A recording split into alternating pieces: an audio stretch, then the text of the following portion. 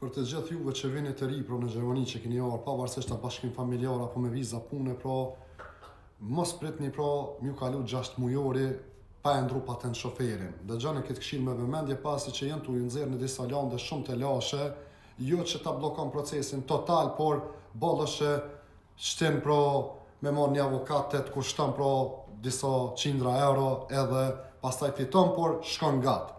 Në disa lande kanë fillu vllazën e motra dhe komunat e atyre landëve, po ju thojnë i ke kalu 6 muaj dhe tashmë shpallet patent shoferi pa vlefshëm dhe nuk të ndrohet, nuk të kthehet në atë gjerman. Por nuk kanë të drejtë. Mos harroni se ligji nuk thot që një person i cili vjen nga Kosova, Shqipëria, Maqedonia, Presheva, Medvexha kështu me radhë, që s'ka të drejtë mas 6 muaj mo ta ndroj ato, por thot s'ka drejt mi vozit veturën më shumë se 6 muaj.